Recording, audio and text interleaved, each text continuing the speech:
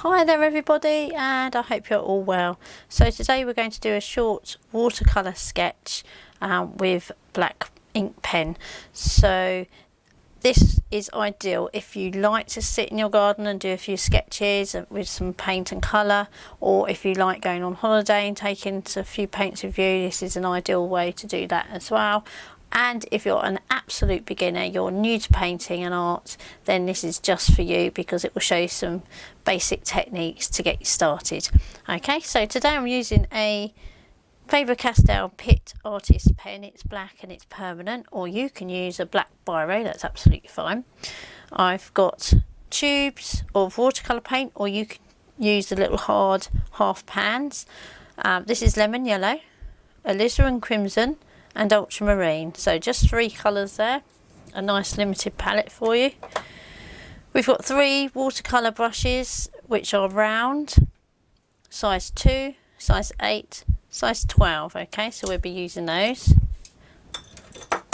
You'll need some water for cleaning and a palette to mix in, a piece of scrap paper and your watercolour paper. This is A5, which is half an A4 piece of paper, and it's a watercolour paper which is £140, 300 GSM, and I've just taped it down onto my table, or you might prefer to tape it down onto a board so it doesn't damage your table, with some masking tape here. And you'll also need a cloth or some kitchen towel to clean your brushes on as well. Okay, so I'm going to get started with drawing it out first, and I'm going to be really bold and just go in with my pen rather than using water, rather than using a pencil.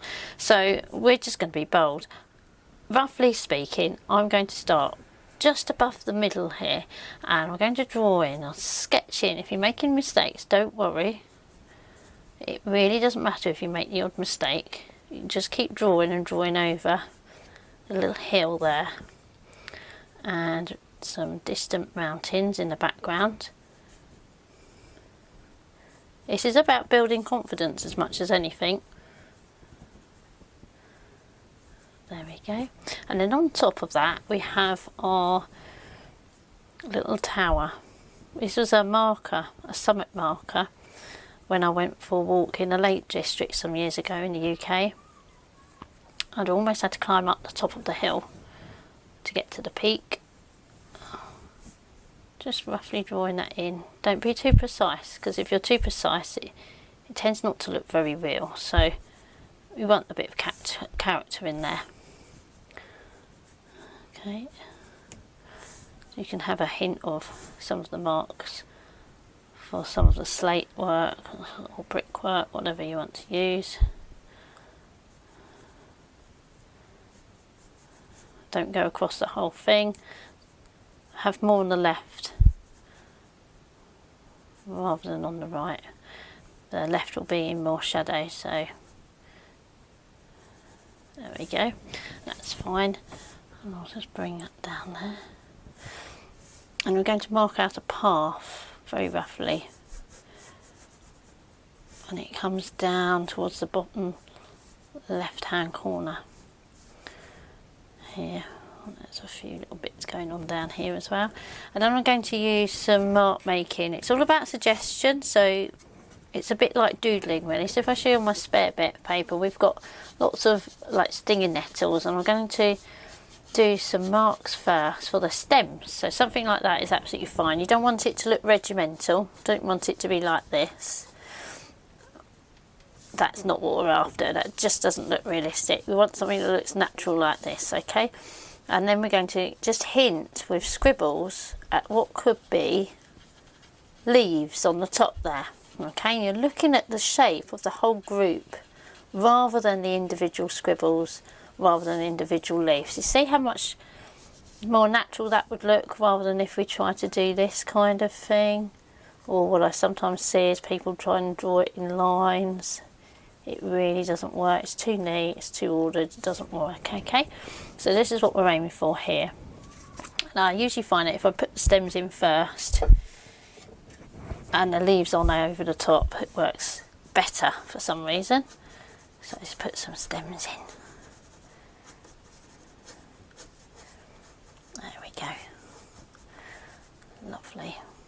to be some nice bright singy colours in this as well. Just hinting at those. You can always put some more stems in if there's not enough. Don't make your scribbles too big. Just be laid back. It's casual. It's not ordered. Just relax and have some fun with the marks. There we go. Just suggesting it, what's going on there is fine. Okay, and then we've got a few more bits of grass from the bottom right hand that leads in the eye up into the picture. So the eye's going to come up and then be heading towards the summit marker there as well. There's a few, you know when you get chalk on the South Downs, you get a few bits of grass that just rock up and some bare chalk there in the ground. You can hint at that. And then we've got some more stinging nettles.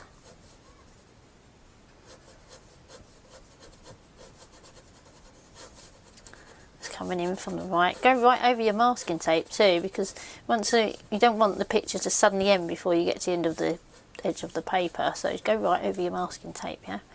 And there's a rogue one that just comes up there, like, there we go. Those leaves on again, going off the paper. So often you want it to sort of taper off as it comes towards here, because it's like an arrow, it's a dart, it points in towards the picture, and that's what we're aiming for.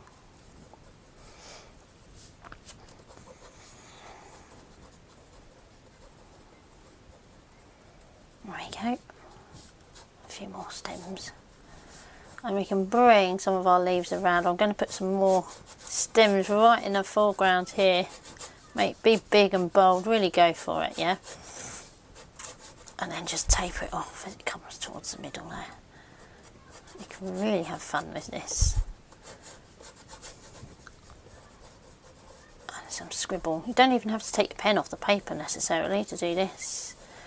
You don't want your scribbles to be so big that it just doesn't make any sense at all.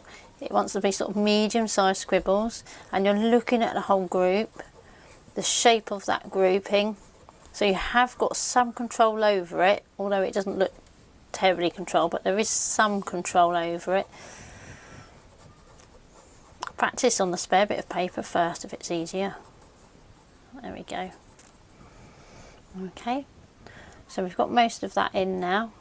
What I'm just going to do is I'm going to draw in some cloud as well. So you just get some hints of cloud. If we start at the top here. So the bottom edge wants to be quite straight, and just do some lovely fluffy cotton wool up the top there. And then we can have a little bit just coming off the side. You want to get that continuity, so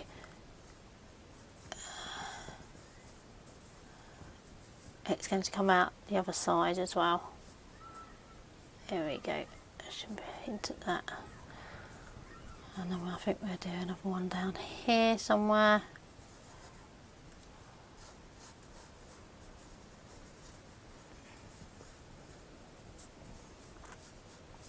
And just a little hint of something down there. Okay, so you've got some of your different clouds there. So essentially they're bigger up the top of the picture where they're closest to us, and then they get smaller as they come down towards the horizon there. Okay, so that is your drawing, and next I'm going to paint. So I'm just starting with my large round size 12 brush. I'm going to mix up some ultramarine blue for a wash in the sky. So we start in the background and we work forward, and we start at the top of the picture and we work down. So it's just testing out your colours and the tone of the colours, and it also tells you how much you've got on your brush there as well. So we want a fairly wet mix, and I'm going to really loosely, starting at the top where I've got most paint on my brush, painting around those clouds. See? Don't worry if you go over some of the lines, it doesn't matter. Speed really is of the essence. There we go. And as you come down, you'll see it will start getting lighter, and that's because you're running out of paint on your brush, so it will naturally get lighter. When you get to that point, you just want to put a tiny bit of water on the tip of your brush there, just to coax what's left right down towards the horizon where the hills are. Okay. Try not to go over the paint that you've already put on too much. Don't worry if you get little gaps in between. Okay, just leave that, but you just want to get that graduation between darker and lighter sky, and then let that rest for the minute. One, to practice, it looks easy, but do practice it first on your spare bit of paper if it helps. Okay, so the next thing we're going to do is we're going to go to our lemon yellow, and hopefully you can see that. Turn the palette round. So lemon yellow in the palette, a tiny amount of blue in there. I'm just going to take that hair off my brush so that I've got a yellowy green. Mix a bit more up so I've got plenty. I'll make sure I've got enough. There we go, testing it out. Okay. And we're just going to use that where we've got the lighter areas. So the lightest area is going to be over here where the sun's shining. So it's going to come across into the picture here. So this part of the path is going to be bleached out by sunlight, and this side of the mountain will be lightest as well. So that will be having a dash of the lemon yellow mix with the ultramarine blue on it. Now you can go over some of your ink work. Let's get, this is our initial wash. Don't worry if there's a few gaps in the picture, in the paint rather. There we are. Don't do the background mountains, just do this one here for the minute. You can leave this white because we'll put some more colour in a moment.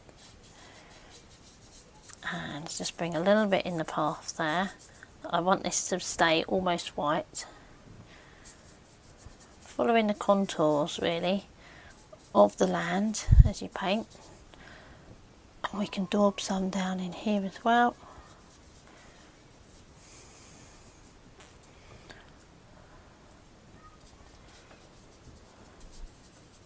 Make it nice and bright so you can see. So some of it's going over the stems as well, that's absolutely fine. Okay, that will give a nice underpainting there. We're not going to do the clouds or the summit marker until the end. And then I'm going to put some more blue. I don't know if you saw that then, I dabbed it in the pot where the brushes are. So let's get some more blue in that yellow, make it a stronger green, yeah? So hopefully you can see that. Mix up a bit more.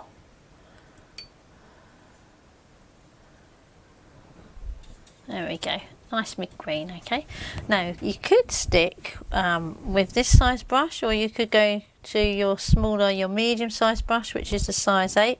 I'm at the moment going to stay with this size brush. I'm just going to wash it in the darker areas where the hill is there, look. Let it come down the hill. Let it blend in with that other colour if it's still wet. If it is a little bit dry, take the paint off your brush. A damp but clean brush, and just soften those edges there, look. Doesn't that look nice where it just softens and blends a little bit?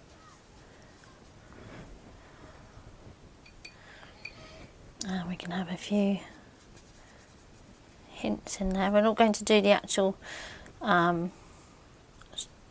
stems too much at the moment. I'm just going to mark out where it's going to be in shadow here because the sun's behind, so the shadow on the ground is going to be greater.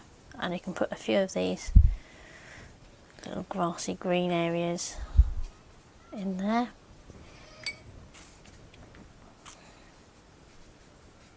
There we go. A bit more of the green in the foreground. I'll just brush that up with a pen, with the brush. I'm going to let that dry for the moment, just for a little bit. And whilst I'm waiting for that to dry, I'm going to come into the hills in the background there. We're going to have a look at those. So just with a small amount of your blue and a tiny bit of yellow, so that we have a bluey green. Just testing it out.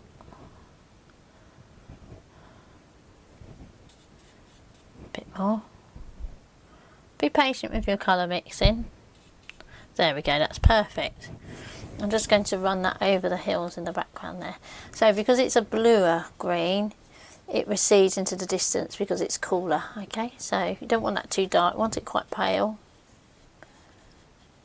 There, perfect. Lovely. Let's just bring down some bit more there like that. So whilst I'm waiting for that, I'm going to look at the sky a little bit more. So I'm going to swap to my medium size 8 brush. I'm just going to take some of my yellow and find myself a clean portion of palette. So let's just clean a little bit up there. There we go. Just with my kitchen towel. Super. And let's turn it around so you can see that as well.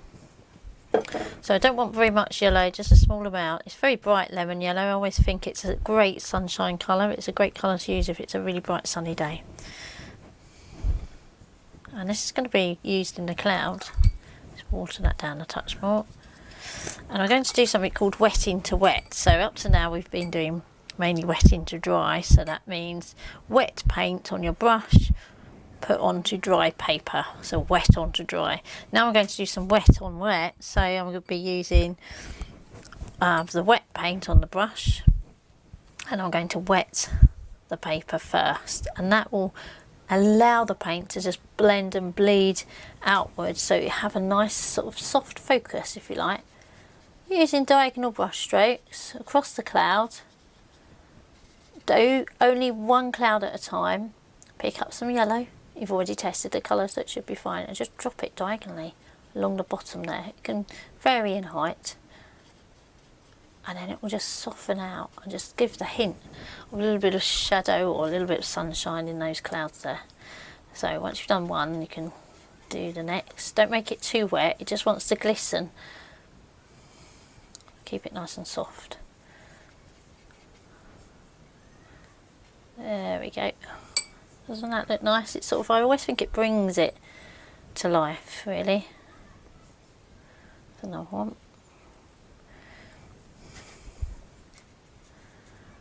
And another one. Just keep it along the bottom. Don't try and get the paint to do what you want it to do. Allow it the space and time to do its own thing when you're doing wet into wet. I think it can be so easy to just play with it too much and try and make it absolutely perfect, and the more you fiddle with it, the worse it often becomes. So just let it do its thing. Okay, there we go. So in places like this, we've got some hard edges. Now I might in some cases want to leave those hard edges, but if on your painting you don't want those hard edges there, you can just take the paint off your brush, have a damp but clean brush, and then just soften it just a little bit, just coax it out just gently. See that? There we go. I'll leave the top edge hard if you want, or you can take that and make that softer too. There we go.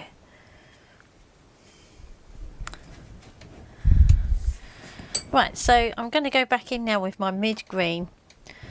Let's make sure it's nicely mixed again. Just keeping with my medium size 8 brush. And I'm going to start with the stems first on those stinging nettles. Don't forget to work over your masking tape. There we go, look at that. Your brush is now your pen, if you like. And we're not going to stay religiously within the lines of the pen marks. The pen mark is really there to help describe what we're seeing. There we go.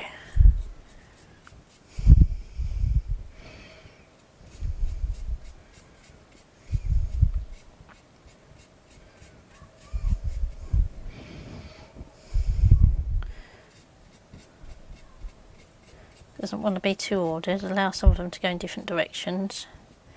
There we go. And we can have some in the foreground as well.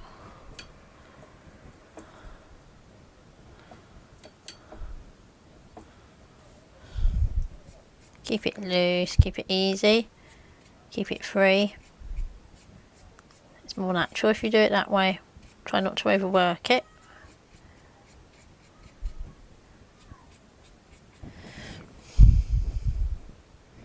And we've got some in the foreground here as well.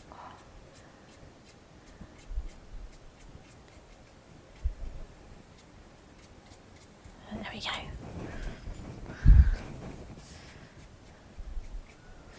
And once you've done that, you can go back in with the same colour if you need to mix them up. It's your ultramarine yellow, lemon yellow, and just with the tip of the brush, imagine that you're drawing with the pen. You're almost not allowing the brush to leave the paper. Squiggling with that brush, suggesting the leaves rather than painting them individually. It's all about suggestion.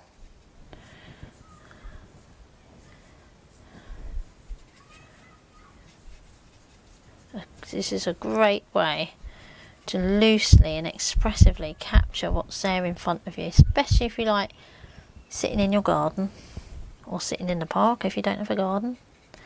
Take a tiny little kit of watercolours and just go and find a quiet spot in the sun, watching the world go by. Lovely. It's so nice to just take some time out for yourself. Let the world stop for a bit. Find some peace and just enjoy. Really. It's such a crazy world out there. Just enjoy your own time in your own space. Think about the things around you, the beauty of nature. There we go. You can see that's coming on now.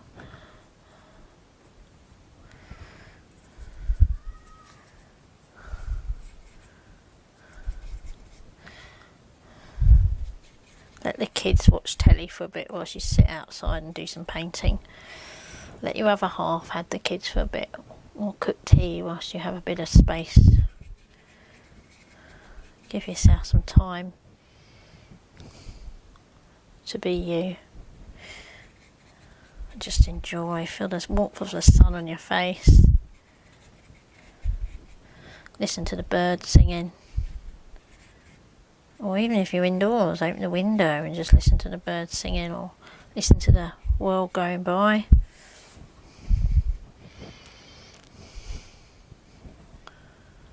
There we go. Right, so this is just grass down here, so I'm just going to leave that as it is, okay? So once I've got that, I'm going to let that rest for a minute, okay? And I'm going to come on to the summit marker. So this is where the crimson comes in, because normally you'd say, oh, well, that must be grey. I need to mix up grey, or I'm going to use some black and white to mix my grey up. Big no-no. You really don't want to go there. It's going to take all the brightness and the life and colour out of your painting. So don't use white, don't use black. Try to be careful with your neutrals. That's black, grey, white and browns. Be careful with those. Look for colour in things and you'll be amazed. So we've got a little bit of crimson here, and I'm just going to use a little of ultramarine blue. It gives you a really fantastic purple when you mix those two colours up. There we go. It wants to be more blue than red, so it doesn't want to be too red, okay? And then we're just going to start on the left hand side because it's darker, just dabbing and daubing the paint on. See that? Allow there to be breaks in between your dotting and daubing. Let the pen describe what's there. I've just taken the paint off my brush and I've now got a damp brush. I'm just going to coat some of it over to the right hand side, not all the way. See that getting lighter as it moves to the right? That's what you're aiming for. Just dab it. There we go. Okay, so don't spend too much time fiddle faffing about. We don't really need to do that. Just make it a bit darker with a bit more blue, and get a little bit more just underneath there. There we go. Now with that same colour I'm going to put some shadow in on my hill here, so just dabbing some of it. It's quite watery, doesn't want to be too strong, so make sure you test it. See, just test that out, just dab some of it out. Yeah, the sun's coming from this way, so you're going to have the odd shadow cast along the top there. There we go. And then I'm going to, we don't need to do any more to that, and that's all with the large size 8 brush. Okay, now you can swap down to your final size brush, which is a size 2. So this is a detail brush, and we're just going to put in some final strokes of paint where it's really dark, mixing the blue and the yellow. We've got less water in the mix now and slightly less yellow. We want a really bluey sort of green. Get those tones in, look at that, bit more blue maybe, that's more like it. Load up your brush. I'm just looking for those dark areas where the sun's not going to be shining terribly. There we go. Get a bit more tone in your work. Be bold with the tone.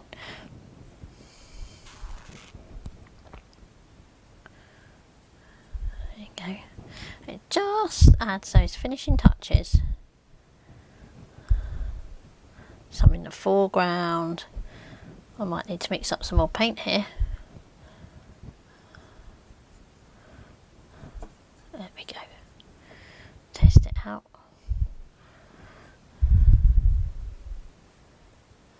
There we go. So you're not painting over all of it. Allow some of the previous colour to show through.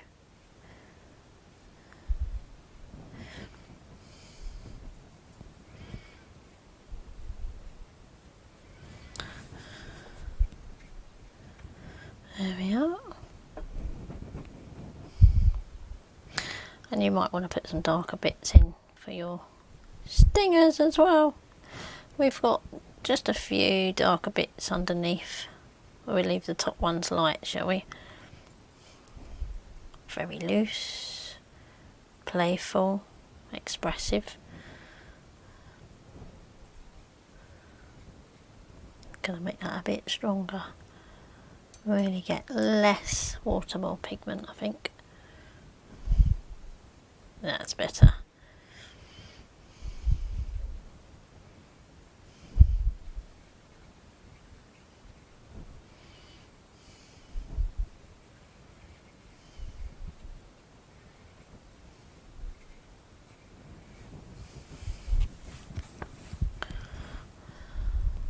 Okay, there's a few in the background here. Don't want so much, it's further away. This is more of the middle ground, so we don't want so much. The strongest area is really down the front here. Alright, it wants to get darker, stronger, more detailed in the front, and then you get that feeling of recession, that depth in your picture.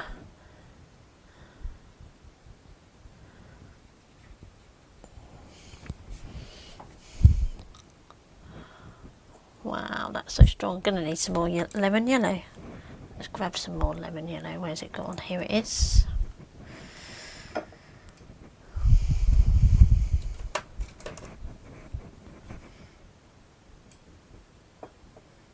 we go. Let's just go in a few more bits.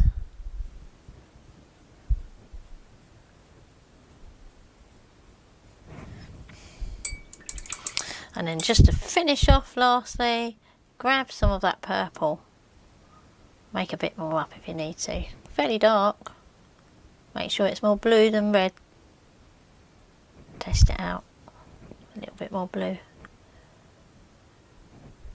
There you go. We're going to add some right in the foreground. Remember what I said about strength of colour and tone? Brings that foreground forward. And it also harmonises with that summit marker in the background too. Okay, so the grand reveal here, just tearing off. You have a lovely white border around the outside.